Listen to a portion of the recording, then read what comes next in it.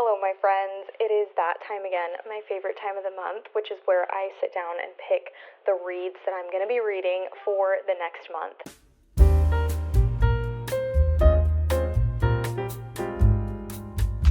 I feel a little bit out of it today, I'm not gonna lie, because it's been like 3 weeks since I've actually filmed a video, or I should say more of like a sit down video.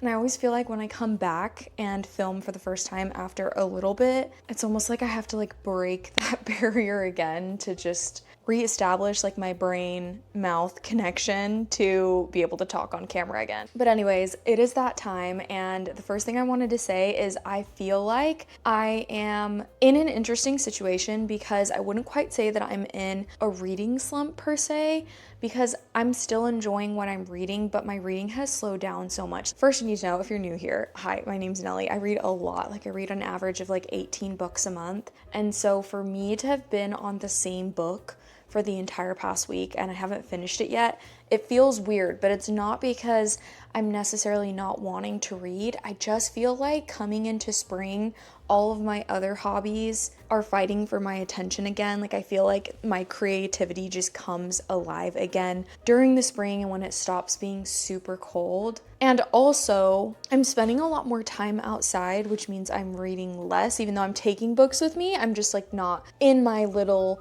hobbit hole here just powering through books. So I'm just kind of keeping that in mind. I want to keep that in mind as we pick this month of books, because I want it to be books that I want to make sure I can take with me on the go, or that are really just gonna keep my attention during this spring season in particular. First things first, we need to bring our trusty cart over, and I have gone through and put some that I think already would be a good option for me to read in the month of April. So we'll see obviously what I end up picking, but I tried to just keep spring in mind, keep shorter reads in mind, or keep books that I'm very, very interested in right at this second. And on top of that, to keep things fresh, I decided to switch things up a little bit. Obviously, I love my TBR jar, but I was just like craving something a little bit different.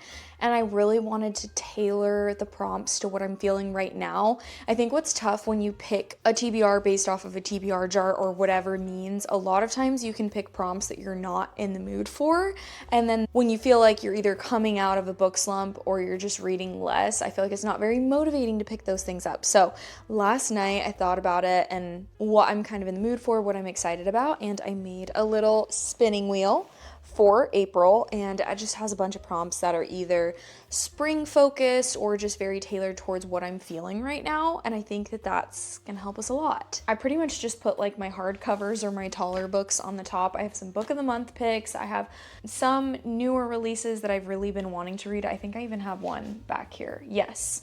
That for some reason I just haven't picked up yet. And then again, I just went through my entire bookshelves and just picked out books that I thought would be good for this season. I flipped through some of the books and checked to see what time period they were written for. And so I'm really excited to move forward. On the bottom shelf, I have a few library books, which it's been tough. My local library, I've been just killing it with my holds apparently. And I've been getting books that I really do want to read. I just feel like I just haven't been in the mood for them because I have a ton of fantasy books on my holds and I'm in the mood for a very specific kind of fantasy right now. So yeah, I've kind of been struggling with like, oh, I need to read these before I give them back because who knows when I'll get them again because they're popular books, but I just haven't been in the mood for them. So I'm kind of in a little bit of a dilemma there. And then I also have some rereads on the bottom because I've been killing it with the rereads in this year and it's really been so fun for me. I normally never reread books. Last year, I literally just had this thing where I'm like, why would I reread a new book and like take that time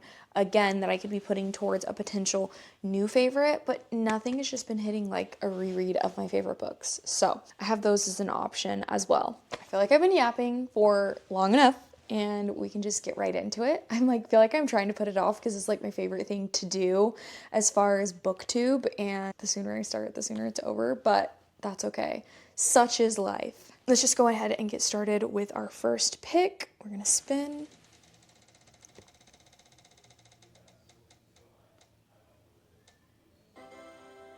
Takes place during this time of year. I literally just said that, so that's funny. Okay, this is gonna be perfect. And obviously, when I was cherry picking through my shelves of what books were on here, I specifically put some on this cart that occur during this part of the year. So I'm just gonna go through. I know for sure The Matchmaker by Ellen Hildebrand is one. I remember The Star-Crossed Sisters looks like it would take place during this time, but it actually starts in October. I think the book ends in like May, is that right? No, it takes place all in October, which I honestly never would have guessed. When is poppy season? I have no idea. Sometimes I feel like covers can be so deceiving though, because there'll be times where I'll pick a book based off of a cover for a season, and then when you start the book, it'll say like a completely opposite season, which is kind of funny. But Atmosphere, it says it starts in December, but I do think that the summary says summer, like the actual storyline takes place during the summer. See what else.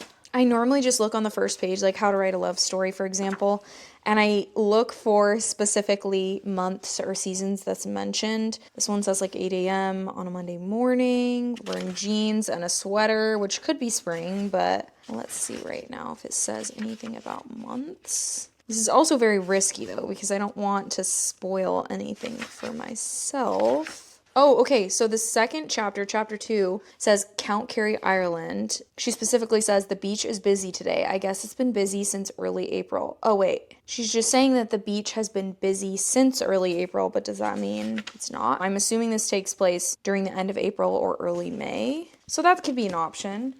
December.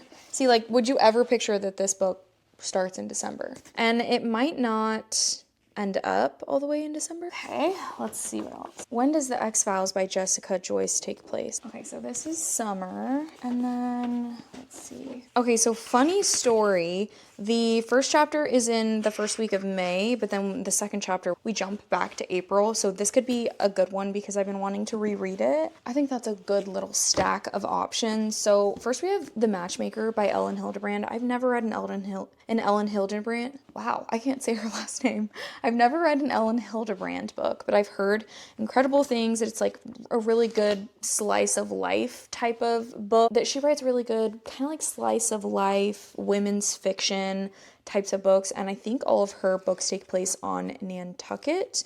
I got this from the thrift store. I always see her books there, but I wanted to make sure that my first one I really was interested in, and this one sounded really good. It's about an older female main character. She's 48 and she's always had a penchant for matchmaking. Some call her ability mystical, while others, like her husband and her daughter, call it meddlesome, but there's no arguing with her results. With 42 happy couples to her credit and all of them still together, Dabney never has been wrong about romance.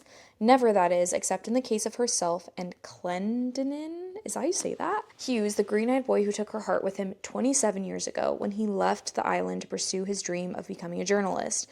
Now, after what feels like a lifetime, Clen is back on Nantucket, and Dabney has never felt so confused or so alive. But when tragedy strikes, Dabney must face the choices she's made and share painful secrets with her family. Determined to make use of her gift before it's too late, she sets out to find perfect matches for those she loves most. Okay, so it kind of sounds like, and this is just me inferring from the back, which my feet are falling asleep. One moment, please. Readjusting a little bit, but it sounds like she's gonna get some type of diagnosis. I know she's like not long for this world. This is just my guess from the summary on the back. And she wants to make sure that everyone she loves is okay and taken care of and with somebody they love. That's what I would guess. My little worry is there might be some infidelity in this, which I don't love, but there are books that I have loved that had that as an element, not necessarily because of that, but just the complexity of the characters that are introduced in that. Like, I recently read Broken Country, and that's a little bit of a theme in there, but the way that it was handled, I felt like it was handled really well, and the ending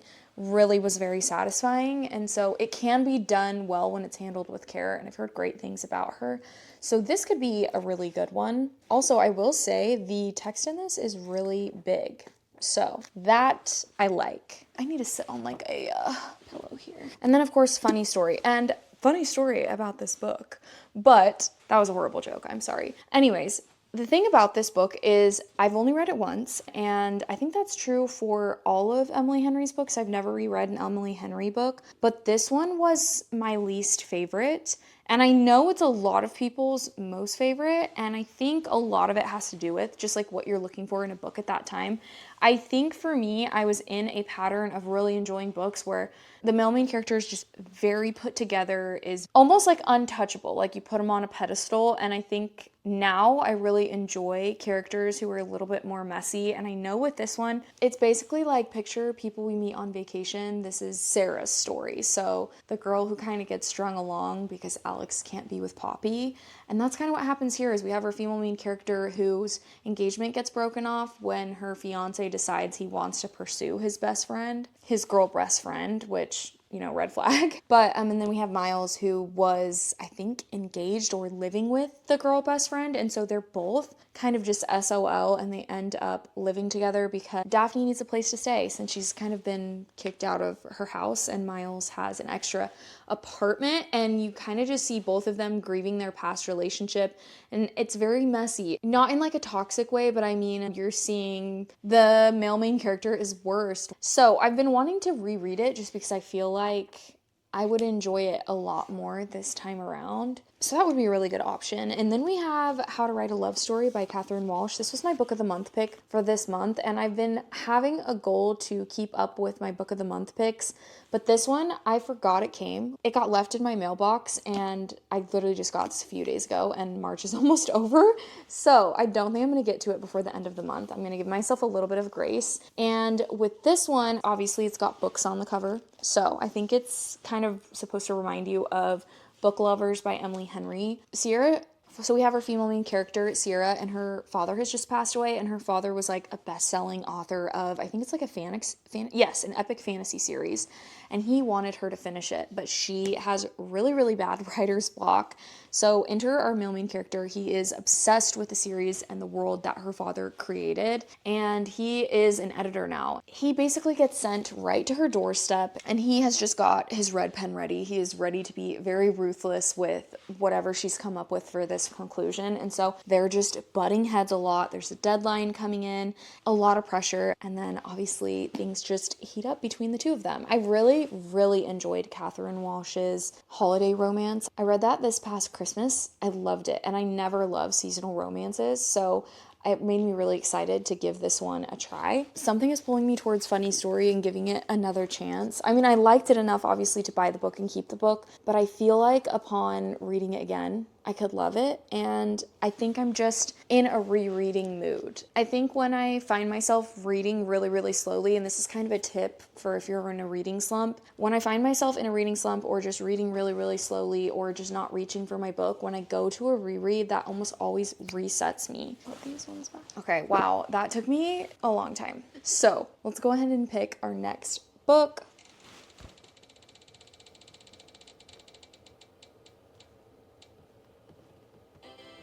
A binge-worthy read. Okay, that could have been Funny Story, to be honest, because I think that's one I'm gonna binge, but let me just see really quickly. I have heard that people who read this book cannot put it down. Daggermouth by H.M. Wolf, so that could be a good one. I also think that the Inheritance Games could be good for that, and I'll explain that in just a minute. I think these would be my two most binge-worthy reads. Daggermouth is one that I know is everywhere right now. I think it also got picked up for traditional publishing, so I wanted to pick up the indie copy. I don't have a lot of indie copies. I kind of got excited about having an indie published book, especially one that's been rated so highly. I recently just watched a vlog by Emmy, and this book broke her, I think it's like a 70 book record of not finding a 5-star within that time, and this is the book that finally broke that streak. So it's made me really excited to read it. All I know is it's a dark dystopian fantasy romance, I want to say. And I've really been in that era this month. I read To Cage a Wild Bird. I enjoyed that. I think I gave it like 4 stars. I read Conform. I also enjoyed that a little bit less. I think I gave that one 3.75 stars. But both of those books still had me hooked, and like I really, really wanted to read them. When I wasn't reading them, I was thinking about them. This book also has quite big font, I feel like, for a book like this.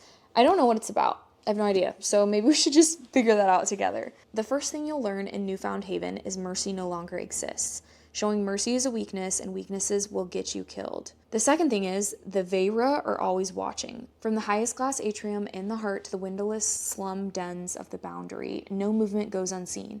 The last lesson is the hardest, but you must remember it. Love outside of your ring is a death sentence. The city is carved into rings of privilege and poverty, ruled by the masked elite who will do whatever it takes to hold on to power. Obedience is demanded, rebellion is crushed. Grayson Sorrell has spent his life caught between two worlds. Publicly, he's the flawless heir to the presidency. Privately, he's entangled in secrets that could topple the regime. But when he's forced into a political marriage meant to bind him tighter to the government's brutal laws, he finds himself shackled to a bride who is as lethal as she is unwilling. Okay, that sounds really fun. Shadera is a mercenary raised to kill, not to wed. Yet when her bullet misses its mark, survival leaves her bound to the very man she was sent to eliminate. Trapped inside the corrupt heart of the city, she becomes both prisoner and wife. Her every step watched, her every move tested. Their union is no love story, it's a battlefield. As secrets come to light and betrayals fester within the walls of power, Grayson and Shadera must decide between annihilating one another or burning the city to the ground together. In a world where passion sparks rebellion and loyalty is paid for in blood, their forced bond may be the spark that ignites a revolution or the fire that consumes them both. That sounds really freaking interesting. Okay, so this doesn't really scream spring, is the one thing I'm saying, but that sounds very, very interesting. The other book that I picked is The Inheritance Games by Jennifer Lynn Barnes. For this prompt in particular, with it being a binge-worthy read, the last book I read by Jennifer Lynn Barnes led me to binge her entire series of that series, which was The Naturals, within a week. In fact, in less than a week. So I have been kind of wanting to get to this book because I'm hoping it'll be the same reaction to that. What I know about this one is we have Avery. It's a YA book, by the way, so it is a younger female main character, and there is a billionaire who leaves her his entire fortune, but the catch is that she has to move into his mansion, and it's full of like hidden passages, riddles, all these different things, and it's also occupied by the family who just got disinherited. Like they got written out of the will so that she could be written into it, and that includes 4 Hawthorne grandsons, dangerous magnetic boys who grew up with every expectation that one day they would inherit billions. Heir apparent Grayson, which is so funny because I think this one is named Grayson too, is convinced that Avery is a con woman and he's determined to take her down. But his brother Jameson views her as their grandfather's last hurrah, a twisted riddle, a puzzle to be solved. Caught in a world of wealth and privilege with danger at every turn, Avery will have to play the game herself just to survive. So that one could be really good. And I think I own this series, so that could be an option, and it could be something to get me potentially out of whatever reading funk I feel like I'm in. I have a little bit of hesitancy because one of my friends who read this series didn't love, I guess, the second half of it, and that's always disappointing for sure. But I also know that I loved The Naturals a lot more than she did, so I'm keeping an open mind with that. And YA tends to work really well for me and be books that I can just read really quickly. I kind of want to read both of these, but I think for this one, knowing the prompts that I have on the wheel, I feel like I have less prompts that would lead me to pick this one. So I think I'm just going to pick Daggermouth because I've been really wondering about it. And hopefully this will be binge worthy. I can read it quickly and it'll get me out of whatever funk I'm in currently. Pick number 3, time to spin again.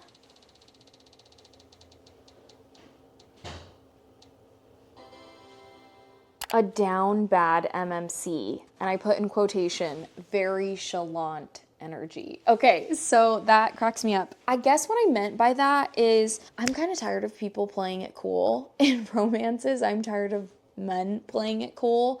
I want to read a romance that from the very beginning, I'm like, he would do anything for her. He is not nonchalant about his feelings for her. In fact, he is the opposite. Hence the very chalant energy. I feel like it's so interesting because the more time that passes, the more I feel like I have a different vibe of what I like a male main character to portray or to show, like as far as specific qualities within a romance. I feel like I used to like the very aloof, like the bad boy, and I still like that. But can we do that, but also not question his feelings for her the entire time? In fact, I want to see the wistful looks. I want to see the yearning, all of the above. Let's see what I have as far as that, though. That sometimes can be hard to tell, I feel like, from me not actually reading the book, if that makes sense. Yeah, I don't know. Daisy hates. I don't know if the person in this book is... Okay, well, I already turned into Julian's chapter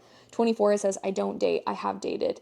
It's always complicated and ultimately not worth it. I have a reputation. I know I do. Yada, yada, yada. But I think this is her brother. Am I right? So maybe that doesn't count? Yeah, because it says if raising Daisy has taught me anything. So that's not right. So if it's, I think, is it Christian that she... We're only getting Daisy and Julian in this, but yeah. And then I'm pretty sure Christian is like in love with someone else in this. I don't think this is gonna count. Okay, I really want to read all this Twisted Glory, but I do feel like where we're left off, I'm not gonna give any spoilers, but where we're at in the books right now, the male main character, love interest, there's some things going on that wouldn't allow him to be very transparent in his feelings, I personally think. So, but I also feel like the fact that he's dreamed about her, oh, this is a tough one. I do really want to read this, but I don't know if it'll go with this specific one. This is a hard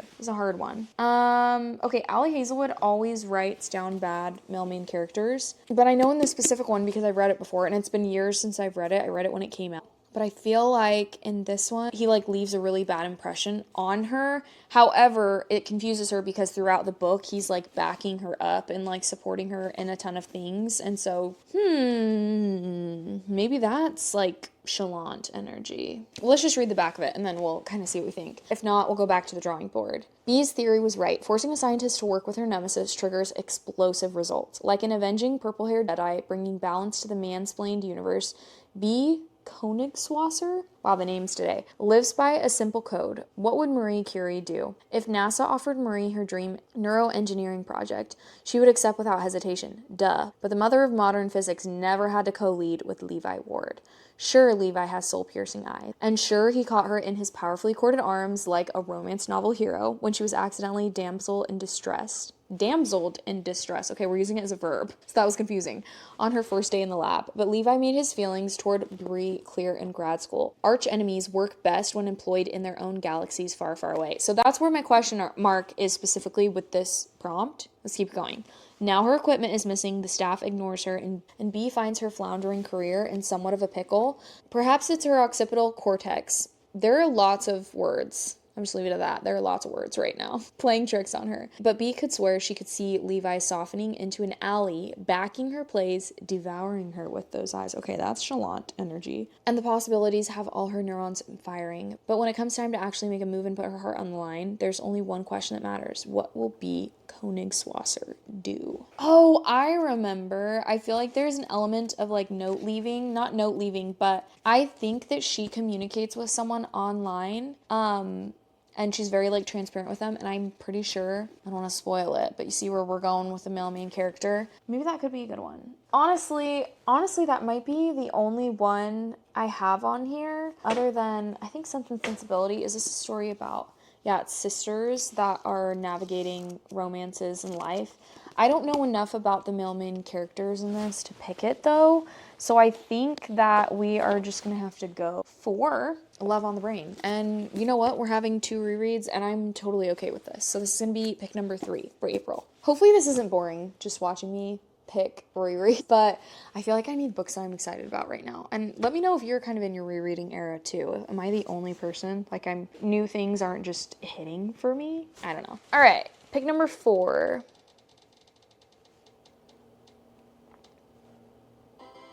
Flora or fauna on the cover? Okay, this will be easy because there's so many. Oh my gosh. Just to be transparent, ones with flowers on the cover or fauna, let's see. Flowers are animals. How to Write a Love Story has flowers on it. The Star-Crossed Sisters of Tuscany has flowers on it. The River is Waiting. Oh, it has a bird on it. That has a bird on it. Daisy Hates, major flowers. Wow, there's so many. I'm not gonna take them all down, but no, this does not have flowers. I mean, it has grass, which could be, maybe it's not. Okay, All This Twisted Glory has flowers on it. This could be a really good one. The Sun and the Star Maker has flowers on it. Wow, this is gonna be everything. A Fire Endless has flowers on it. I don't know if I'm gonna take this one out for this particular one. Sense and Sensibility has flowers on it. Could be a good one as well.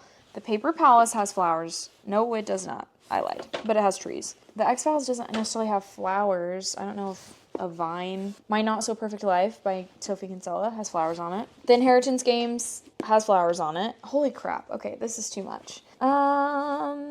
Chain of Gold doesn't really... Oh, When Wildflowers Bloom, and it also has flowers in the title. That could be a good one. Not the Striker. The Matchmaker also has flowers on it. Okay, I took out way too many, so let's see if we can narrow this down. Oh, there's so many that I feel like I could want to read right now. Oh, this could be good. That could be good. I have far too many books, apparently. Like I just said, I'm like trying to narrow this down, and this is so hard.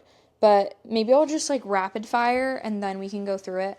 Obviously, we have How to Write a Love Story, which already I'm intrigued by. I think maybe I should just rank them on how intrigued I am by them, and this might be a little lower towards the list, so maybe that says no, which is crazy because I really want to read this, but now looking at the books in front of me, maybe we'll save this for another prompt. The Star-Crossed Sisters of Tuscany. Okay, this has been really on my mind lately, and I know it doesn't take place until later in the year, I feel like, but for me, I've really been liking an element of magical realism in my women's fiction or in my romances.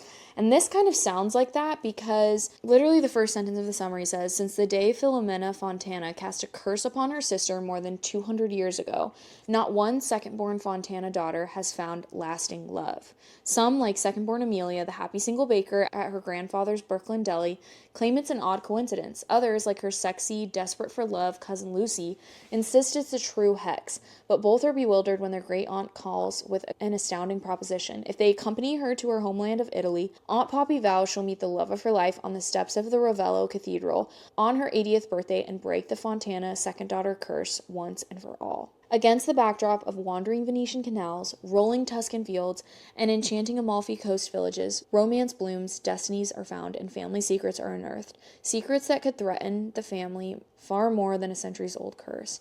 That sounds so good. You see what I mean? Is like, I'm a little confused.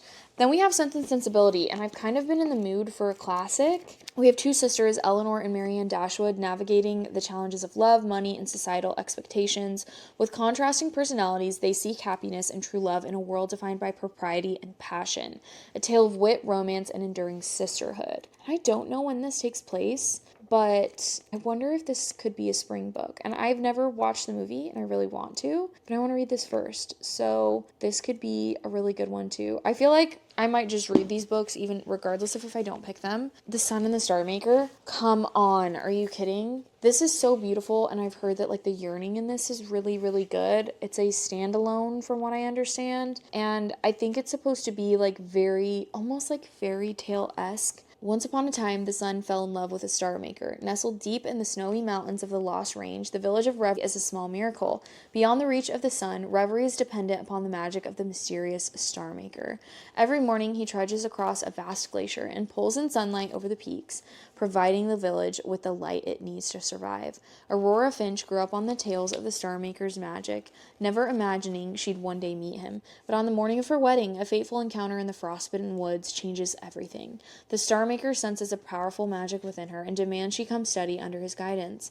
With her newfound abilities tied to the survival of the village, Aurora is swept away to his ice-covered castle and far from everything she's ever known. The star maker is as cold and distant as the mountain itself, leaving Aurora to explore his enchanted castle alone.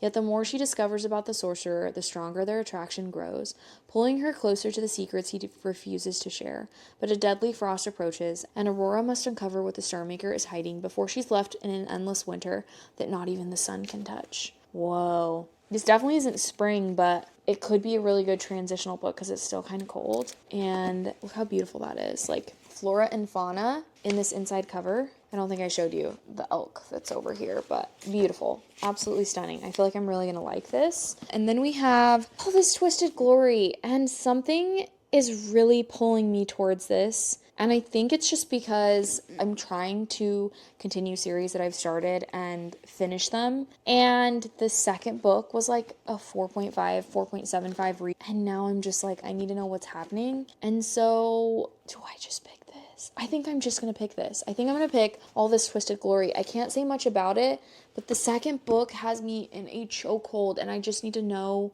what happens. I need to know what happens. So I think the fourth pick is going to be All This Twisted Glory by Tahira Mafi. But now it's going to be difficult because I literally have so many books on here that I want to read this month. This is what's fun about filming these videos, is that even if you don't necessarily pick these books, it puts other books on your radar for what to read this month, because now I'm like, okay, all the books that I just pulled out, I want to read, you know? So you guys will have to tell me too, if there's a book that I don't pick that you're like, Nellie, you would really enjoy this in the mood that you're in. I would love that. Okay, whoops, I already clicked on it. So our next spin and prompt is going to be a book to picture on my spring feed. Okay, perfect. I guess what I had in mind for this is if I want to take like a cute Instagram photo or something like that, that would be really fun to have a book that I would want to just, that I find the cover so beautiful, or would be really, really fun to picture if I was going to make like a carousel. Is that making sense? Like just something fun, something beautiful on the cover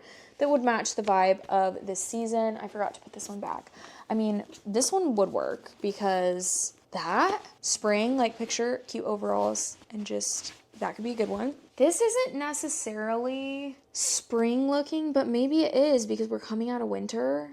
And this cover, I mean, come on, stunning. So that could be a good one. Daisy Hates, I mean, that would be really pretty for a picture. And How to Write a Love Story, like that to me says spring. So maybe we'll just go with the ones that I've already looked at and quit grabbing more. You know what, another one that I didn't pick for Flora and Fauna that would also be pretty pictured was Emily Wilde's Encyclopedia of Fairy. That could be a good one as well. And I know in this one it's like an academia, not dark academia, but maybe like light academia, and then there's fairies and folklore and magic, all things that I like. So that could be a good one too. Okay, so the only one I think I haven't really talked about that I did pull out is My Not So Perfect Life by Sophie Kinsella.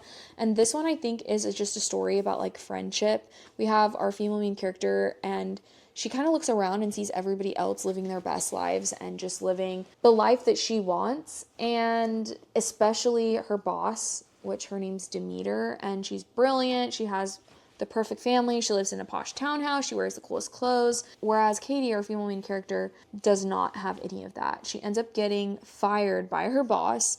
So she retreats to her family's farm and tries to set up a vacation business. Lo and behold, her boss that just fired her, Demeter, ends up showing up as a guest. Secrets are spilled and relationships are rejiggered, and as the stakes for Katie's future get higher, she must question her own assumptions about what makes for a truly meaningful life. So that could be really good about female friendship. It does say it's a romantic comedy. So apparently she does meet someone. I think as far as like a spring photo, it's probably in between these two that would just look good on like a spring feed with the fun colors. I really like the green being primarily on this, but I also really like all the spring colors that are on How to Write a Love Story. I'm like literally putting it up next to me and I'm like, what would I want to take a picture of? But something's telling me maybe My Not So Perfect Life by Sophie Kinsella, because this is literally just the most beautiful cover. So maybe we just do this one, My Not So Perfect Life by Sophie Kinsella. Let's do it. Let's just commit and let's just do it. That's gonna be pick number 5. Okay, so we have 5 books, so I think we should pick one more and that's it. So this is gonna be our last spin.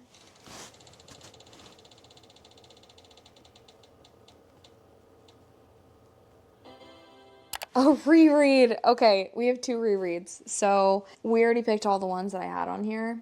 We're gonna spin again.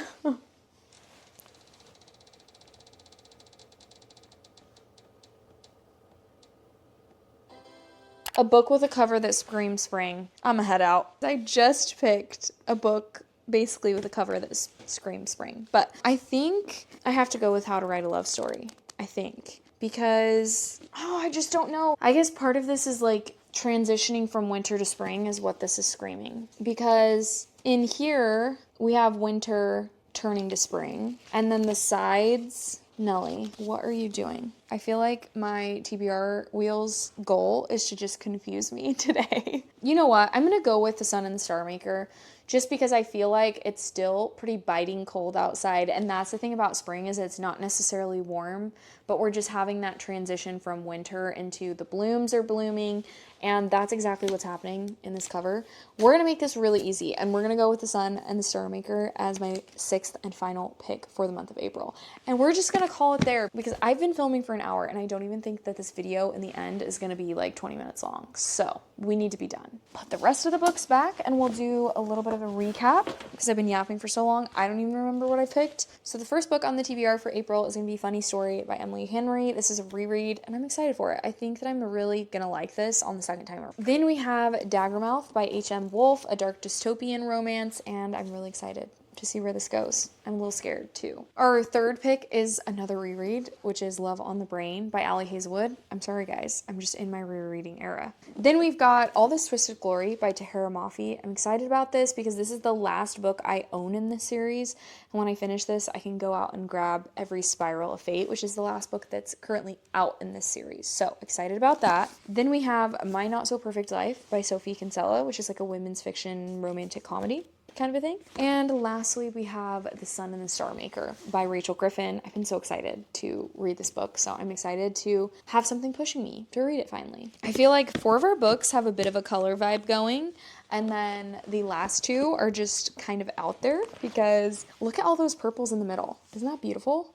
So beautiful.